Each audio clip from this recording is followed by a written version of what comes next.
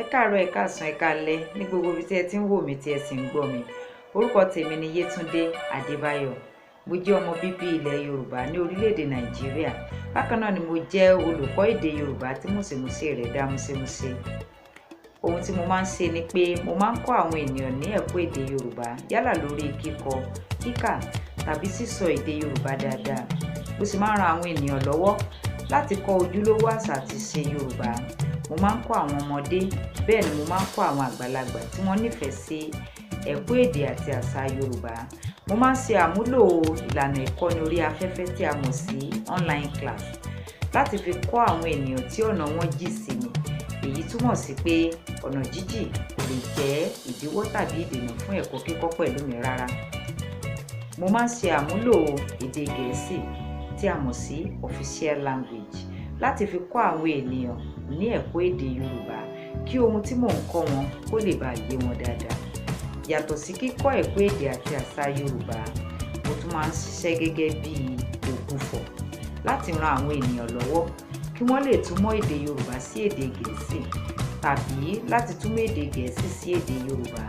Nípa báyìí, màá máa ṣe àmúlò ìkànnì YouTube yìí láti fi kọ́ àwọn ènìyàn tí wọ́n nífẹ̀ẹ́ sí kíkọ́ èdè Yorùbá àti ojúlówó àṣà Yorùbá. Ẹ kú ojúlọ́nà fún ẹ̀kọ́ yìí. Good morning, good afternoon, good evening at every place where you are watching and listening to me. My name is Yetunde Adébáyọ̀. I'm a Yoruba tribe from Nigeria.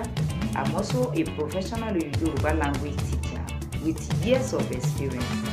What I used to do is to teach people who are interested in learning Yoruba language based on how to read, how to write, or how to speak Yoruba language fluently.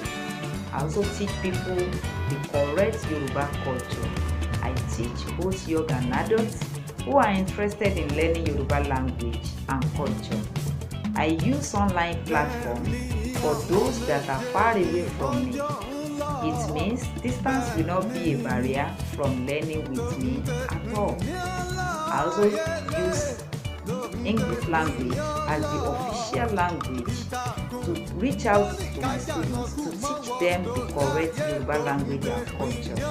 But this will help them to have better understanding of what I'm teaching them. Apart from teaching Yoruba language and culture, I also work as a translator to help people in translating Yoruba language into English language or to translate English language into Yoruba language. Therefore, I will be using this YouTube platform to teach people who are interested in learning Yoruba language and culture. So, if you are interested in this my class, please do subscribe. For this will help you in order not to miss any of my class. Thank you for your time. Trust me, this is going to be fun and full of knowledge. Thank you for your time and please do subscribe. See you next class.